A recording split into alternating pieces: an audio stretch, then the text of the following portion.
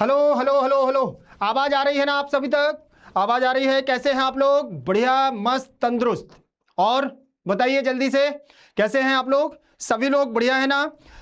आप सभी का बहुत बहुत फिर से एक बार स्वागत है। याद रखिएगा, आप लोगों के लिए ये बहुत ही महत्वपूर्ण ऐसी क्लास जिसमें आप लोग बिल्कुल तंदुरुस्त हो जाएंगे।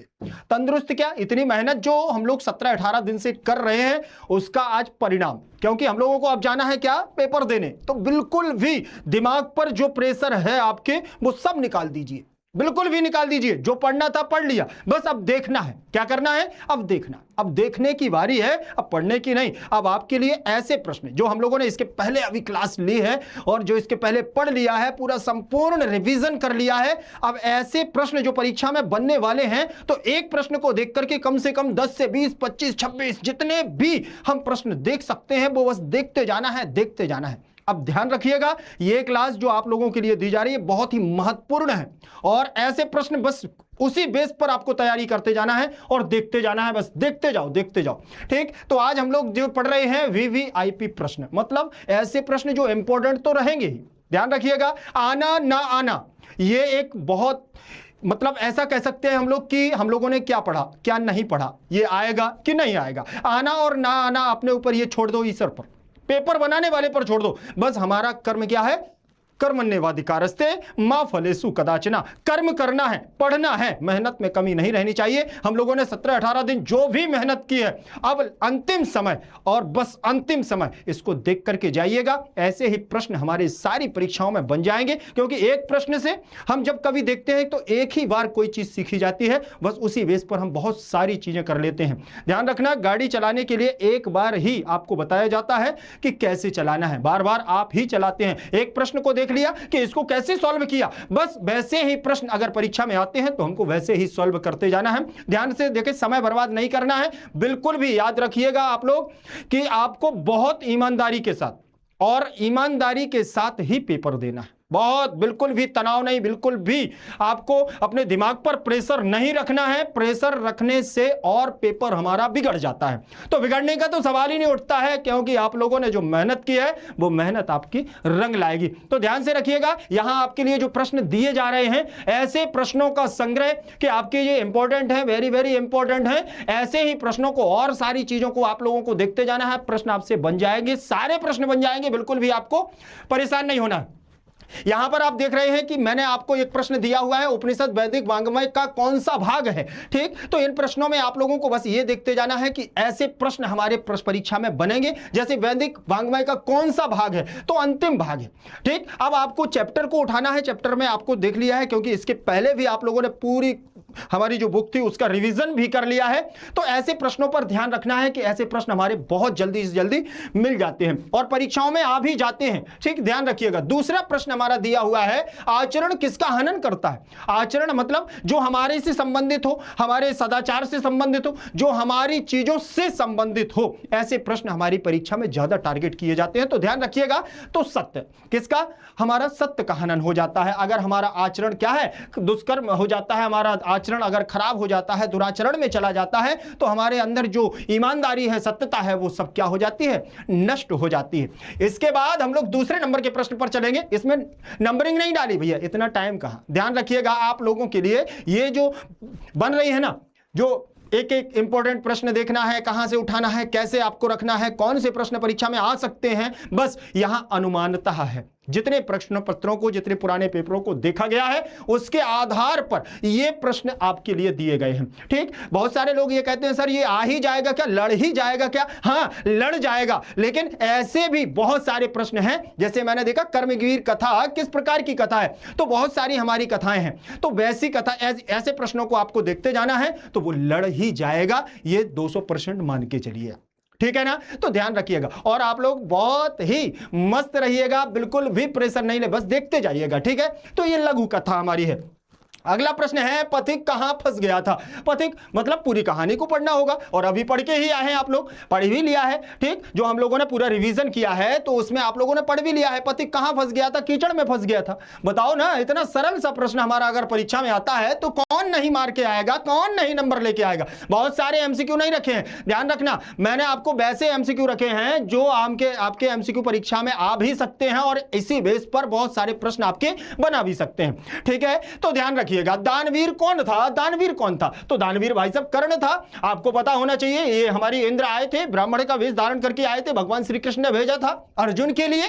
ठीक, तो ये कवच और कुंडल को मांगने के लिए आए थे। तो आपको पूरी कथा दिमाग में बस घुमाते जाना है, लिखना नहीं है, कुछ भी नहीं करना, परेशानी होना, समय बर्बाद नहीं करना।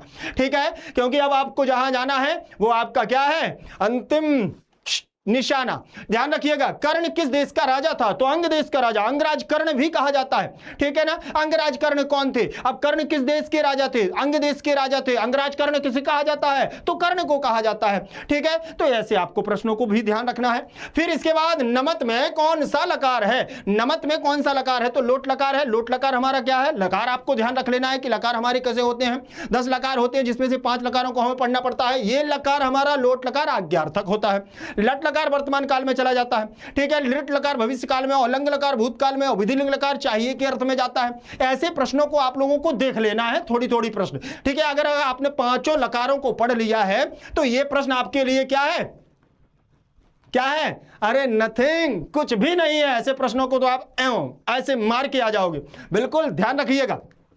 फिर इसके बाद स्यात् का मूल धातु क्या है, तो भाई साहब अस धातु है। स्यात् है, देखिए अस्ति स्तः संति, आप लोगों ने पढ़े होंगे। अस्ति जो आप हर जगह लगाते हैं, छोटे छोटे वाक्य बनाते हैं, छोटे छोटे सरल सरल से वाक्य बनाते हैं। तो अस धातु हमेशा ध्यान रखना कि स्यात् होता है, आसित होता है, इनमें अस धातु होती है। ठीक है, फिर इसके बाद दात्री शब्द का है सप्तमी विभक्ति बहुवचन में रूप। अब यहां पर आपको ध्यान रख लेना है कि रूपों से भी आपको प्रश्न उठा करके आपके लिए दिए जा सकते हैं। ठीक, तो रूपों के भी प्रश्न, आप लोगों ने सारे रूपों को भी पढ़ लिया है, ये भी आपको प्रश्न बन जाएगा। दात्रिषु आपका सप्तमी विभक्ति बहुवचन में, जहां पर भी ये सु सा सा जो भी सा हो, ध्यान रखिएगा। एक हमारा ऐसा वाला सा होता है, कौन सा वाला, ये वाला सा होता है, ये वाला आता है, ये वाला आता है। तो बस ध्यान रखिएगा कि आपका सप्तमी विभक्ति बहुवचन में ही आएगा। ठीक है ना, अणाम नाम नाम ये आता है षष्ठी विभक्ति बहुवचन में, आधा सा लगा हुआ है, षष्ठी एकवचन में आ जाता है। ठीक है ना, और रामेण एण एण आ जाता है, एन एन एन एन आ जाए, एण आ जाए, हड़ा आ जाए, तो ये आपका तृतीय विभक्ति में आ जाता है, ध्यान रखिएगा। इसके बाद अगला दिया है ने प्लस अति की संधि क्या होगी, ने प्लस अति की संधि। तो आप ध्यान रख लेना, कई लोग ये सोचेगा अरे सर नेति बन जाएगा, नहीं नयाति बनेगा, एको आयादेश हो जाएगा। ये आयादी संधि, संधियों पर भी आपको थोड़ा सा फोकस कर लेना है सारी चीजों। तो ठीक, आपको आयादी संधि भी देख लेना है। बहुत सारे प्रश्न है, ध्यान रख लेना। ये वीवीआईपी तो है ही, ये प्रश्न तो आ ही सकते हैं। ठीक, बस आपका मेरा अनुमान है और आपका विश्वास है, मैं अपने अनुमान के साथ आपको ये 1 घंटे आध घंटे की जो भी क्लास रहेगी वो आपको देकर के जा रहा हूं। तो बस आप लोग इनको पढ़ करके जाइएगा, ऐसे ही प्रश्न आपकी परीक्षा में आने वाले हैं। इसके अलावा कुछ भी नहीं, बहुत सरल और सिंपल बेस पर हमारे प्रश्न आते हैं। तो बिल्कुल घबराने की बात ही नहीं है, मैं आपका मूड फ्रेश करने के लिए आया हूं, पढ़ाने के लिए नहीं। बहुत पढ़ाया मैंने 17-18 दिन आप लोगों को, ठीक है ना, 5-5, 6-6 दिन लगातार आपको ग्रामर की क्लास भी ली है। लेकिन बस टेंशन नहीं लेना, बस आपका मनोरंजन करने के लिए मैं आया हूं कि आपको परेशान नहीं होना है। और नहीं भी आप लोगों के दिमाग में कोई है कैसे बनेगा कैसे बनेगा, तो मैं आपसे आज से कह रहा हूं कि आपको बिल्कुल परेशान नहीं होना है। और माता पिता से भी मैं हाथ जोड़ करके ये निवेदन करता हूं कि बच्चों पर कोई भी प्रेशर ना डाला जाए। उनसे कहिए कि बेटा आराम से जाओ, परीक्षा दो, मस्त रहो, व्यस्त रहो, जो कुछ होगा सो देखा जाएगा। आपने मेहनत की, उसका परिणाम भी आपका अच्छा ही होगा, बिल्कुल भी परेशान नहीं होना। अगला दिया है कि किस समास का पहला पद विशेषण होता है। तो आपको ये सारे प्रश्न देख करके जाना है। जैसे अव्यय भाव है तो पहला पद हमारा क्या होता है, प्रधान होता है। ठीक, प्रायण पूर्व पद प्रधाना पहला पद प्रधान होता है। तत्पुरुष में जाएंगे प्रायण उत्तर पद प्रधाना उत्तर पद प्रधान होता है। फिर इसके बाद हम लोग आ जाते हैं कहां पर, कर्मधारय में विशेषण विशेष बहुलम, जहां विशेषण और विशेष की बात की जाए तो वहां पर हमारा कर्मधारय समास हो जाता है। द्विगु समास में पहला पद प्रधान होता है, संख्यावाची होता है। बहुब्रीहि में आओगे तीसरा पद प्रधान होता है। तो ऐसे आपको सारे समासों का पता करके जाना है, क्योंकि ऐसा प्रश्न इसमें जो हमारा परीक्षा में आया हुआ है, तो ऐसा प्रश्न और भी आएगा।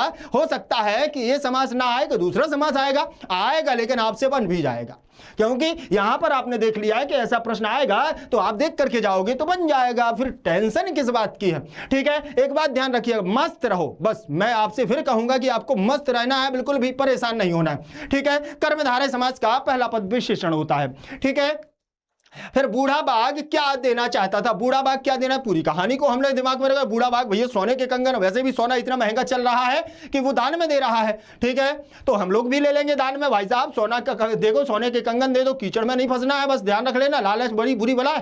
ठीक, तो यहां पर भी ध्यान रख लेना है। ऐसे प्रश्न हमारी परीक्षाओं में आएंगे कि कौन सी कहानी से क्या कौन देना चाहता था। जैसे वहां पूछेगा कर्ण से उस ब्राह्मण ने, इंद्र वेशधारी ब्राह्मण ने क्या मांगा था, तो वहां पर भी कवच और कुंडल को मांगा था। ठीक है, अगर वो वहां पर प्रश्न आ जाता है कि इंद्रदेव जो शक्र थे वह ब्राह्मण का वेश धारण करके आए थे और कर्ण, दानवीर कर्ण से क्या मांग रहे थे, तो कवच और कुंडल मांग रहे थे। तो ऐसे भी आप लोगों को प्रश्न ध्यान रखना है। जैसे वहां पर अलस कथा वाला पार्ट भी ध्यान रख लेना है कि वहां पर भी वो दानी आते थे, जो मंत्री आता था वो क्या देता था। ठीक है, तो आप लोगों को वो भी ध्यान रख लेना है कि क्या देता था, वस्त्र आदि देता था, भोजन आदि देता था। ठीक है ना, एक कह रहा है कि मेरे ऊपर कपड़े को बिछा दो। तो ऐसे आपको सुक्तियां और कौन से कथन है तो इनको भी ध्यान रख लेना है। बड़ा मस्त रहेगा प्रश्न, आप लोगों को टेंशन नहीं लेना। प्रत्यागतः पद में कौन सा उपसर्ग होगा, उपसर्गों को ध्यान रखेंगे तो प्रा प्रा अब सम अनु औ निस निस दुस दुर बी आंग नी अधि अपि सु उत अभिप्रति। ठीक है, ये हमारे उपसर्ग हैं। तो प्रत्यागता में प्रति उपसर्ग है, यह संधि लग गई है। तो बिल्कुल सरल तरीके से ध्यान रख लेना, कोई भी शब्द आता है तो आपके 22 उपसर्गों के अलावा और तीसरा उपसर्ग आपको 23वां उपसर्ग नहीं मिलेगा, बस ध्यान रखिएगा। यहां पर यह संधि हो गई है। अगला हमारा प्रश्न रहेगा, बालक किस शैली में आकृष्ट हुआ, किसकी शैली से आकृष्ट हो गया था बालक, बालक किसकी शैली से। भाई साहब वो टीचर थे, शिक्षक थे। कभी कभी ऐसा होता है कि पढ़ते पढ़ते दिल आ गया, ठीक है, बस दिल आ गया तो आ गया, तो उसका भी दिल आ गया अपने टीचर पर, आ गया जब टीचर पर दिल, तो बस टीचर कह रहा चलो भाई हम पढ़ाते हैं तुमको, और पढ़ा करके इतना बना दिया राम प्रवेश राम को, इतना बना दिया कि राम प्रवेश राम ही दिख रहे हैं भाई साहब। एक छोटी से गांव से उठा करके, कचड़े के ढेर से कह सकते हैं हम कि ऐसे ऐसे गरीब, जहां पर कोई गाड़ी नहीं जा रही है, कहीं कोई मिलने खेलने के लिए कुछ गिल्ली डंडा खेल रहा था। ठीक है, तो बिल्कुल भी ये आप दिमाग से निकाल दो कि मुझसे नहीं बनेगा, बनेगा। ठीक है ना, कोई कमजोर नहीं होता। एक बात ध्यान रख लेना, हौसले बुलंद हैं तो हवाएं भी अपना रुख बदलती हैं। कौन कहता है कि पत्थर आसमान में सुराग नहीं होता, पत्थर उछाल के तो देखो, पत्थर उछाल के तो देखो। बालक किसकी शैली से आकृष्ट हुआ था, शिक्षक की, किसकी, शिक्षक की शैली से। हा का उच्चारण क्या, तो उच्चारण ध्यान रख लीजिएगा, उच्चारण से प्रश्न आपके बन सकते हैं, बहुत सारे प्रश्न बन सकते हैं। कौन सा है, तो ये आप लोगों को थोड़ा सा ध्यान रखना है कि जैसे अकु विसर्जनीय नाम कंठा, उपु पद्मीय नाम मुष्टौ, इमंगणना नाम नासिका, एदौ तो कंठतालु, ओदौ तो कंठोष्टम, वकारस्य दंतोष्टम, जिह्वा मूल्यस्य जिह्वा मूल्यम, नासिका अनुस्वारस्य। ठीक है, तो ये आप लोगों को ध्यान रखना है। कभी कभी ये भी पूछ लेता है कि आकार कितने प्रकार के होते हैं, तो आ ई उ ऋषि और लिरि प्रत्येक अष्टादश भेदा, प्रत्येक के 12 कितने 18 भेद होते हैं। लिरि वर्णस्य 12 और लिरि वर्ण के 12 भेद होते हैं।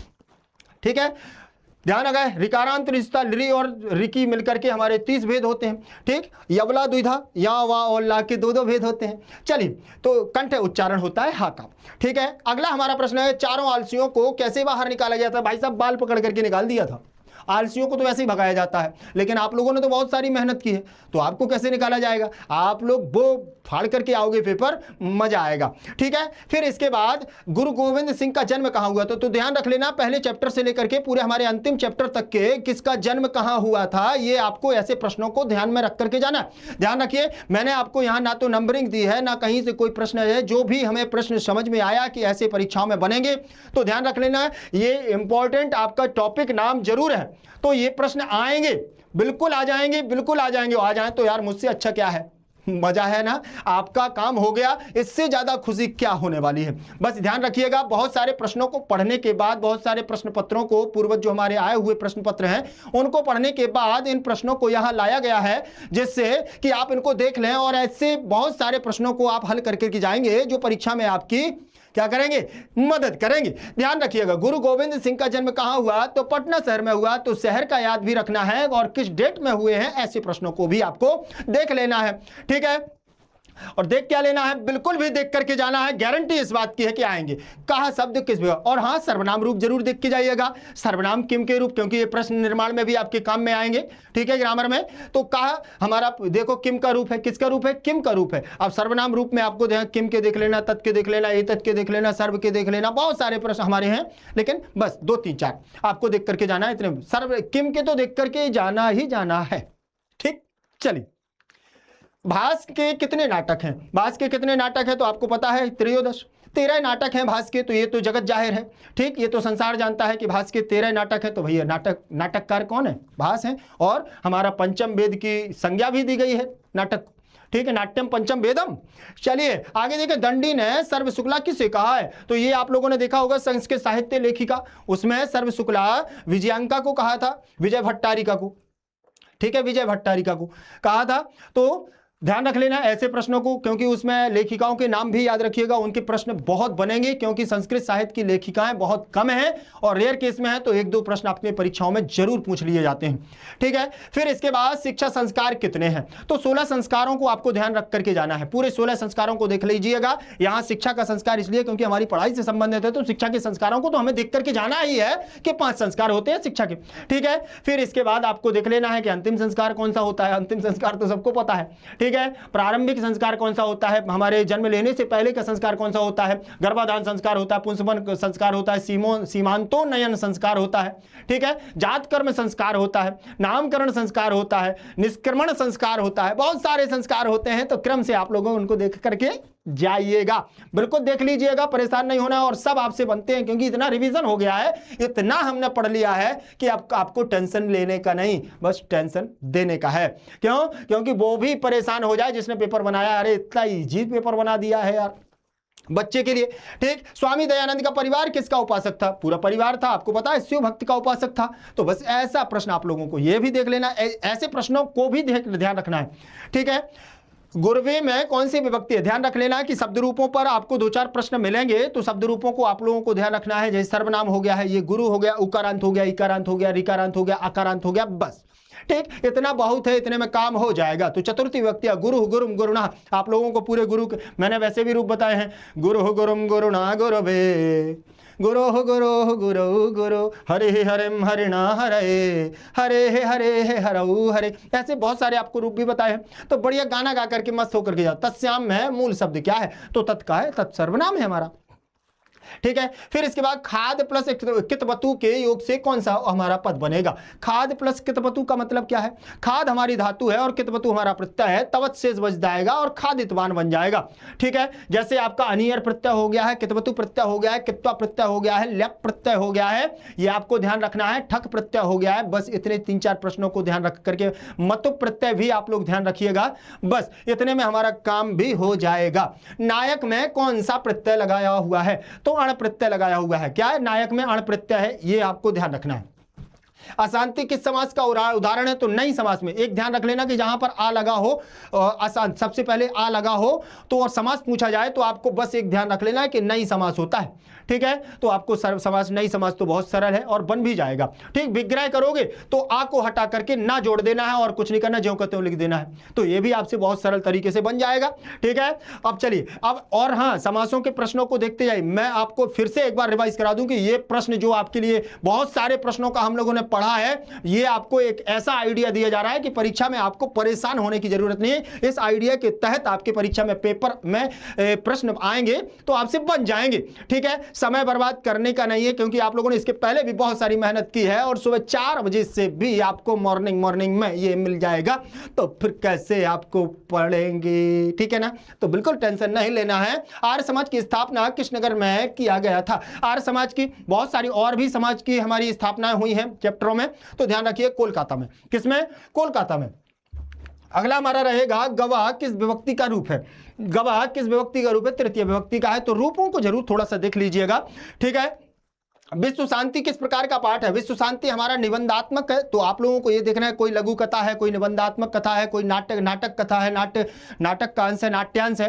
तो ये आपको ऊपर परिचय आपका दिया रहता है पाठ का, तो सारे परिचयों को ध्यान से आप लोगों को देख लेना है, बिल्कुल परेशान नहीं होना है। बस एक लाइन में ऐसे ऐसे देखना है, बस ऐसे ऐसे देखना है, बिल्कुल नहीं बनता अब तुमसे सब है, बस अब क्या करना है, एक बार देखना है और परीक्षा में बम।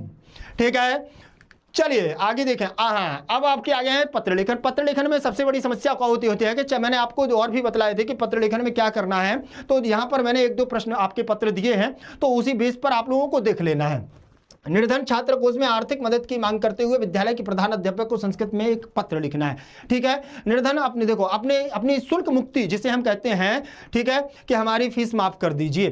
फिर ऐसे प्रश्न ये इसको आप देख करके जाइएगा, ये कई बार पूछा भी गया है, तो इसको तो आपको देख करके जाना है। बिल्कुल छोटा सा है, छुटकुसा इत्तुसा, ठीक है ना, तो बिल्कुल कठिन नहीं है, बिल्कुल पढ़ लीजिएगा, एक दो बार लिख लीजिएगा, क्योंकि आपको लिखना भी पड़ेगा। आदरणीय प्रधान अध्यापक महोदय, विषय निर्धन छात्र कोष हेतु आवेदन संक्षेप साविनयम निवेदन यत अहम निर्धना छात्रा अस्मि। मैं एक निर्धन छात्र हूं, अतः छात्र कोषात आर्थिक सहायता दातुम अनुगृह्णन्तु। अतः मतलब इसलिए छात्र कोष से आर्थिक सहायता के लिए देने के लिए क्या कर रहे हैं, अनुगृह्णन्तु, मतलब मैं अनुग्रह करता हूं। बस भवदीय आज्ञाकारी, आपको अपने यहां पर क्या है XYZ नाम लिख देना है। फिर क्या दिक्कत बा, कोनो दिक्कत नहीं है, बस इतने सरल सा हम क्यों नहीं कर सकते। बहुत बड़ा भी हो जाएगा, ऐसा नहीं है कि बड़ा नहीं होगा, लेकिन मैं आपको शॉर्ट फॉर्म में इसलिए लाया हूं कि बहुत सारे हमारे जो छात्र हैं, भैया हैं, बहनें हैं, कि ये क्या करेंगे कि इतना बड़ा है तो डर जाएंगे। नहीं, डरने का नहीं, इतने में भी हमारा काम चलेगा, बिल्कुल चलेगा, 200% चलेगा। ठीक है, तो क्योंकि जो महत्वपूर्ण चीज है वो हमने लिख दिया है, ठीक है ना, फिर तो इसको चाहे जितना फैला के जाओ, चाहे जितना फैलाते जाओ, तो कोनो मतलब नहीं है। ठीक है, फिर इसके बाद आपको जन्मदिन समारोह का लिए एक आपको प्रश्न पत्र जरूर याद रखना है कि अपने जन्मदिन समारोह में सम्मिलित होने के लिए मित्र को एक आमंत्रण का पत्र लिखो। किसको? मित्र को लिख देना है। चलो भैया, जन्मदिन में जाना है, बुलाना है उसको, तो भाई निमंत्रण है तो निमंत्रण तो देना पड़ेगा ना उसको। चलिए अब यहां से देखें, प्रिय श्वेता, ठीक, शुभाशीष और तव पत्रम अद्य हस्तम गता अतीव प्रसन्नोस्मि अयत तव जन्मदिवसः आगामी सोमवासरे भविष्यति। अहम आगतुम असमर्थोस्मि, मम हार्दिक शुभकामनाः स्वीकुरु। अहम अग्रिम मासे गृहम आगमिष्यामि, तदा जन्मदिवसोपहारम दास्यामि। शेष शुभ। बिल्कुल सरल तरीके से मैंने आपको यहां बतलाया है, जिससे कि आपसे बन जाए।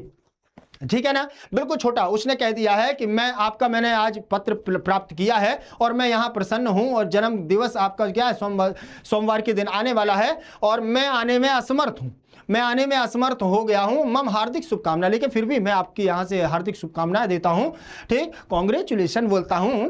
और अहम अग्रिम मासे गृहम, मैं इसके बाद नेक्स्ट मंथ में आने वाला हूं, ठीक, तदा जन्मदिवस उपहारम, उसी समय मैं जन्मदिवस का आपके लिए गिफ्ट लेकर के आ जाऊंगा। से शुभम, ठीक है ना, और बाकी सब ठीक, और बाकी सब ठीक ठीक ठीक। तब अग्रजा, तुम्हारा बड़ा, ठीक, श्वेत केतु।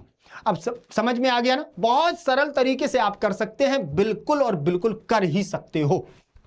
इसके बाद अगला दिया हुआ है पाटलिपुत्र। अरे भैया, अनुच्छेद आ गया है, ठीक है, पाटलिपुत्र नगर के विषय में एक अनुच्छेद लिखना है। तो आप देखिए, आपसे अच्छा पाटलिपुत्र को कोई नहीं जानता, आपसे अच्छा पटना शहर को कोई नहीं जानता है, तो ध्यान रखिएगा, यहां आप इसको देख करके मत जाइएगा। बिल्कुल सरल तरीके से आपको क्वेश्चन पॉइंट लिखना है, और ऐसे आप लोग छोटा सा पैराग्राफ लिख करके आएंगे, जैसे बिहार राज्य से राजधानी पाटलिपुत्रम अस्ति।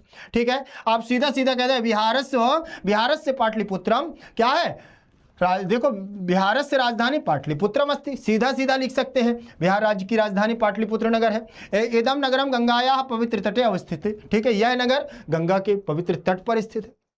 समझ गए ना, बिल्कुल छोटा सा लिखना है। अत्र गंगाया ऊपरी गांधी सेतु नाम, ठीक, सीधा लिख सकते हैं कि अत्र गांधी सेतु नामक एशिया महादेश दीर्घतम सेतु अस्ति। आप ज्यादा एशिया महादेश से नहीं लिखना है, अत्र गांधी सेतु दीर्घतम सेतु अस्ति, बस इतना लिख देना, या सीधा लिखो अत्र गांधी सेतु अस्ति। भैया बहुत सरल तरीके से ऐसे आप लोगों को छोटे क्या कर देना, अनुच्छेदों को आप लिख सकते हो, थोड़ा सा लिख दोगे, बढ़िया से नंबर आ जाएगा। ठीक है, परेशान बिल्कुल नहीं होना है। ठीक, अब ये आपका पाटलिपुत्र का हो गया है। फिर इसके बाद आपके लिए ध्यान रख लेना है, फिर यहां दिया हुआ है ये पाटलिपुत्र हो गया। अब यहां अधोलिखित में से किन्हीं 6 वाक्यों का अनुवाद करो। ठीक है, क्या लिखा है? 6 वाक्यों का अनुवाद करने के लिए क्या करना है कि पूरे को पहले पढ़ लेना है कि कितने सारे दिए हुए हैं, उनको सबको देख लेना है। आज सोमवार है, अद्य सोमवासरः अस्ति, बिल्कुल छोटे तरीके से, बिल्कुल सरल तरीके से, अद्य सोमवासरः, सोमवासरः, ऐसे सोमवासरः अस्ति।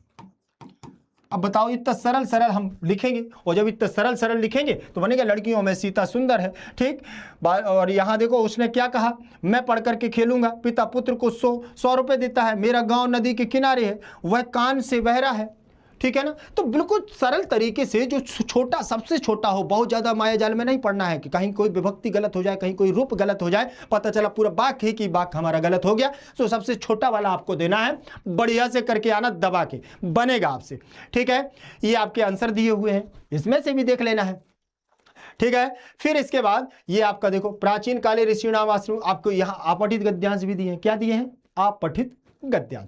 आपठित गद्यांशों में क्या करना है, जो आपके आते हैं, तो इनको तो देख करके जाना है, बहुत सारे हैं ये, ध्यान रख लेना। तो इनको भी आपको देख करके जाना है, और इससे बनने वाले हमारे जो 1 लाइन फैक्ट वाले MCQ वो है 1 वर्ड 1 पदेन लॉन्ग आंसर, तो उनको भी आप लोगों को देखना है। प्राचीन काले ऋषिणाम आश्रमेषु पठनस्य व्यवस्था आसीत्, पहले तो इसको 2-3 बार पढ़ लेना है। ठीक, और आपको थोड़ा सा जब चैप्टर की आपको पूरी स्टोरी याद होती है ना, तो फिर कहीं से भी कोई भी आ जाए गद्यांश और आपको पद्यांश, तो वो आपसे बनेगा, 200% बनेगा। मैंने आपको यहाँ पर 2-3 दिए हैं, तो उनको आइडिया से, आपको उनका आइडिया लगा करके ऐसे प्रश्नों को ढूंढ लेना है। प्राचीन काले ऋषिणाम आश्रम पढ़ना। ठीक है, तो ये दिया है जैसे इयम कस्य रीति, यह किसकी रीति है? तो यहाँ पर देखो इयम कस्य रीति इति भारतस्य ऋषि। ठीक है, कस्य रीति तो भारतस्य आ गया, आंसर आ गया। बस ऐसे आप लोगों को ढूंढते जाना है। अगला है हमारा के आश्रमेषु निवसन्ति, कौन है जो आश्रम में निवास करते थे? तो यहाँ देखो आंसर छात्रा दिया है, तो यहाँ से आपको देख लेना है। ठीक है, ये लिखा है छात्राः आश्रमेषु गत्वा तत्रैव निवसन्ति, तो यहाँ छात्र हैं जो कहाँ रहते थे? आश्रम में रहते थे। तो बस आपको गद्यांश और पद्यांश से जब आंसर निकालना है, तो ऐसे आपको गद्यांश पढ़ते जाना है और प्रश्न आपसे बनते जाएंगे। इसके बाद पूर्ण वाक्य भी आपका मिलेगा। तो प्राचीन काले किम आसीत्, प्राचीन काले ऋषिणाम आश्रमेषु पठनस्य व्यवस्था आसीत्, प्राचीन काल से ही यहाँ ऋषियों की क्या है? आश्रम व्यवस्था थी, जिसमें क्या करते थे? वह पढ़ते थे, तो पढ़ने की व्यवस्था थी। फिर इसके बाद छात्रा कदा स्वगृहम गच्छन्ति, छात्र कब अपने घर जाते थे? ठीक है, तो छात्रा अध्ययनम समाप्य स्वगृहम गच्छति, छात्र अध्ययन समाप्त करके स्वगृहम माने अपने घर जाते थे। समझ में आ गया ना? तो बिल्कुल सरल तरीके से हम इसमें से देखो, ये लिखा है कब, कदा, कब जाते थे स्वगृहम। देखो ये लिखा है आश्रमस्य नियमान पालयन्तम अध्ययनम समाप्य स्वगृहम गच्छन्ति। ठीक, आश्रम के नियमों का पालन करते हुए अध्ययन समाप्त करके, मतलब पढ़ाई को पूरा करके वह अपने घर जाते थे। बहुत सरल तरीके से हम गद्यांशों से भी प्रश्नों को सॉल्व करते हैं। ठीक, इसके पहले भी हम लोगों ने पूरे के पूरे जितने भी हमारे चैप्टर थे उनको पढ़ लिया है, और इससे बनने वाले प्रश्नों को तो हम लोग कर ही लेंगे। ठीक, फिर इसके बाद है आयुर्वेद के प्रमुख ग्रंथ कौन सा है? ठीक, ये भी हमारा लघु उत्तरीय प्रश्न में है। ठीक है, किस में आ जाएगा? लघु उत्तरीय प्रश्न में आयुर्वेद के प्रमुख ग्रंथ कौन से हैं?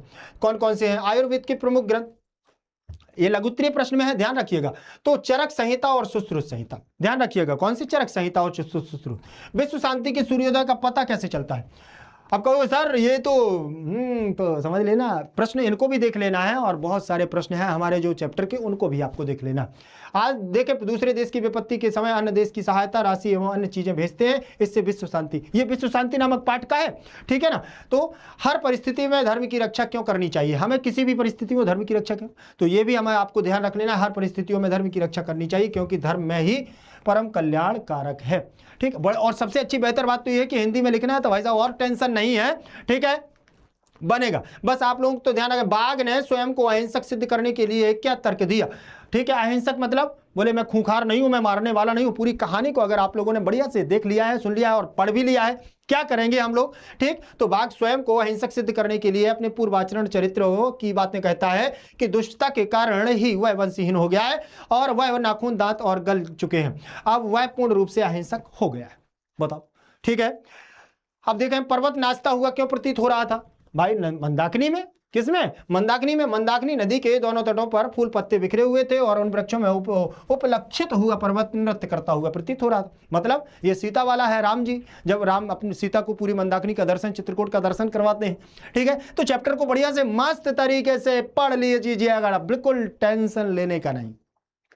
ठीक है, मूल शंकर में वैराग्य कब हो गया था? मूल शंकर में वैराग्य, मूल शंकर कौन थे? दयानंद जी। ठीक है, तो देखें पत्नी की मृत्यु के पश्चात मूल शंकर में वैराग्य का भाव उत्पन्न हो गया था और फिर क्या है, बस उन्होंने आर्य समाज की स्थापना, उनका मूल शंकर नाम था। राम प्रवेश, राम किससे प्रभावित होकर के अध्ययन में निरत हो गया था? अभी इसके पहले हम लोगों ने देखा है कि एमसीक्यू में भी आया है, तो प्रश्न आपका थोड़ा सा परिवर्तन हो सकता है, कहीं का कहीं हो सकता है, लेकिन आएगा सारे का सारा प्रश्न हमारा ऐसा ही। तो बिल्कुल परेशान नहीं होना है। राम प्रवेश अपने शिक्षक के शिक्षण शैली से प्रभावित होकर के शिक्षा को कार्य का जीवन श्रेष्ठ मानते हुए अध्ययन करने में क्या हो गए थे? निरत हो गए थे, पढ़ने लगे। ठीक, और पढ़ते पढ़ते अब ऐसा प्रश्न आपको बहुत सारा ध्यान रखने लगा है कि कौन स्टोरी को, कहानी को जब हम पढ़ते हैं तो उससे हमारा प्रश्न कौन सा बन सकता है, ये भी आप लोगों को बस ध्यान से विचार करते जाना है। टेंशन ये नहीं होना चाहिए कि अभी हमसे ये प्रश्न बनेगा कैसे, टेंशन ये होना हमें लेना ही नहीं चाहिए, क्योंकि हम लोगों ने जब इतना मेहनत किया है तो फिर टेंशन क्या लेना। ठीक है, कैसे नहीं बनेगा, बनेगा। इस संसार में कैसे लोग सुलभ और कैसे दुर्लभ होते हैं। इस संसार में सदा प्रिय वचन बोलने वाले व्यक्ति सहज, सुलभ, और परंतु अप्रिय बोलने वाला व्यक्ति हितकारी और ऐसे वचनों का वक्ता दुर्लभ होता है। ठीक है, फिर इसके बाद नरक के द्वार कौन कौन से हैं, तो ये भी ध्यान रख लेना। ठीक है ना, काम, क्रोध और लोभ, ये तीन नरक के, काम, क्रोध और लोभ, नाथ नरक के पंथ। ठीक है ना, ये हमारे नाथ क्या है, ये तो हम लोगों ने चौपाई भी देखी है। काम, क्रोध और लोभ, नाथ नरक के पंथ। ठीक, ये काम, क्रोध और लोभ ये हमारे नरक के पंथ हैं। पंथ मतलब रास्ता। शैशव संस्कारों का उल्लेख करें। ठीक, शैशव हमारे संस्कार हैं। शैशव संस्कार हमारी 6 प्रकार के होते हैं। सबसे पहला जात कर्म, नाम कर्म, निष्क्रमण, अन्नप्राशन, चूड़ा कर्म एवं कर्णवेद संस्कार। ठीक, ये हमारे संस्कार हैं। ठीक, 16 संस्कार हम लोगों ने पढ़े हुए हैं। तो फिर क्या दिक्कत है, कहीं से कोई भी पूछ ले, किसी का डर नहीं। ठीक है, फिर इसके बाद स्वामी दयानंद पर रात्रि जागरण का क्या प्रभाव पड़ा। स्वामी दयानंद पर रात्रि जागरण का क्या प्रभाव पड़ गया, तो रात्रि में जागरण के समय मूल शंकर ने देखा कि शंकर की मूर्ति पर चढ़ करके क्या है, चूहे मूर्ति पर चढ़ाए गए थे। अब यहां से ये क्या है, जब ऐसा स्वामी दयानंद की रात्रि जागरण, तो स्वामी दयानंद चैप्टर हमारा पूरा आपको देख लेना, उसके प्रश्नों को देख लेना है। ऐसे हमारे बहुत सारे प्रश्न हैं, किस कौन से चैप्टर में कब कौन किसकी एक्टिविटी होती है, ऐसे प्रश्नों को भी आप लोगों को देख लेना है। ठीक है, फिर इसके अति संक्षिप्त में मंदाकिनी नदी का वर्णन। हाँ, वर्णन की बात करते हैं तो बहुत सारी हमारे मंदाकिनी नदी का वर्णन भी हो सकता है। कर्णवेद के कौन से हमारी जो विश्व शांति वाला, उसका भी आपसे पूछ लिया जाए कि उसका थोड़ा सा सारा लिख दीजिए। ठीक है, कोई भी हमारा विश्व शांति का आ सकता है, उसका भी है। तो आप अति संक्षिप्त मतलब बहुत शॉर्टकट तरीके से आप उसका क्या लिख सकते हैं, वर्णन कर सकते हैं। कल कल करने वाली गंगा नदी अपने अनुपम छटा से बरस बरस आकर्षित कर लेती है। वो गंगा की निर्मल धरा ऊंची कछारें राम को विह्वल कर देती हैं और राम को चित्रकूट और मंदाकिनी का दर्शन अयोध्या निवास की अपेक्षा अधिक। हिंदी में लिखना है, सबसे बढ़िया बात तो ये है, क्या है, हिंदी में लिखना। तो ऐसे प्रश्नों को भी आप लोगों को देख लेना। अलसशाला में आग क्यों लगाई गई थी? अलसशाला में भैया परीक्षा हो रही थी। ठीक है ना, कि कौन यहाँ ज़्यादा आलसी है। आज हमारी भी यहाँ क्या है, परीक्षा है। तो ध्यान रख लेना कि अब यहाँ पर आलस का काम नहीं है। आलस्यम ही मनुष्याणाम महारिपु अस्ति। अब आलस नहीं करना है। जब इतना आप लोगों ने बहुत 15-20 दिन से लगे हुए हैं तो बिल्कुल भी आपको आलस नहीं करना है और जम करके आपको क्या है, पेपर को पढ़ना है और जम करके आंसर दे करके आना है। बिल्कुल टेंशन नहीं लेना। विजयांका की विशेषताओं का वर्णन। हाँ, एक बात ध्यान रखना है कि विजयांका जो सब संस्कृत साहित्य लेखिका है, वो पूरे चैप्टर को आपको देख लेना है, किसकी कौन सी विशेषता है उनको भी आपको ध्यान रख लेना है। तो यहाँ विजयांका की विशेषताओं पर चर्चा की गई है। दंडी ने विजयांका को सर्वशुक्ला सरस्वती कहा है। लौकिक संस्कृत साहित्य में विजयांका की भूमिका सराहनीय है और उनके पैरों पदों की सौष्ठवता देखने में बनती है। विजयांका श्याम वर्ण की थी, किंतु उनकी कृतियां ज्योतिर्मय थी। नीलकमल की पंखुड़ियों की तरह वह अपनी रचना में अद्भुत लेखन कला और आभा विखार देती थी। बस हो गया ना। भारत महिमा पाठ के आधार पर भारत का वर्णन संक्षेप में कर देना। भारत महिमा पाठ का भी आपको संक्षेप में कर देना है। ठीक है ना, इसमें भी पता है कि देवतागण तरसते थे कि भैया जन्म लेने को मिल जाए भारत में, तो बिल्कुल भी आपको परेशान नहीं होना है। ठीक, विश्व प्रसिद्ध देखो भारत विश्व प्रसिद्ध देश है। यहाँ भारत भूमि सदैव पवित्र और ममतामयी है। यहाँ विभिन्न जातियां और धर्मों के लोग एकता के भाव में धारण कर। एक बात ध्यान रखना है कि भारत महिमा जितने भी हैं हमारे चैप्टर, उनके आपको क्या है, एक अपने दिमाग में स्टोरी जरूर बना करके जाइए। रहिएगा, क्योंकि संक्षिप्त में आपका उसका वर्णन 1-2 पार्ट का करने को आएगा ही आएगा। तो बिल्कुल 200% श्योर रहिएगा कि आपको वहां पर ये रखा हुआ क्वेश्चन मिलेगा कि आपको एक किसी न किसी पार्ट का 1 या 2 आपको सारांश लिखने को मिल ही जाएगा। ठीक है, यहां पर आप लोग समझ गए हैं। अब एक बात और ध्यान रख लेना, इसके बाद आप लोगों के लिए और एक इंपॉर्टेंट चैप्टर बता दूं कि अनुच्छेद में आपको जैसे लिखने को आ जाए दुर्गा पूजा, सरस्वती पूजा, संस्कृत साहित्य में हमारी संस्कृत साहित्य का महत्व और हिंदी संस्कृत भाषा का महत्व, इनको आप लोगों को देख करके जाइएगा और कहीं पर भी कोई भी दिक्कत आपको बिल्कुल नहीं लेना है। आप लोगों को बहुत सारी ढेर सारी क्या है शुभकामनाएं भी हैं और यहां से हमारा आशीर्वाद भी है, और नेक्स्ट टॉपर परिवार की ओर से भी आपको बहुत सारी शुभकामनाएं हैं कि आप लोग मस्ती के साथ पेपर दीजिएगा, कोई भी आपको दिक्कत नहीं होगी। ठीक, bye bye, best of luck.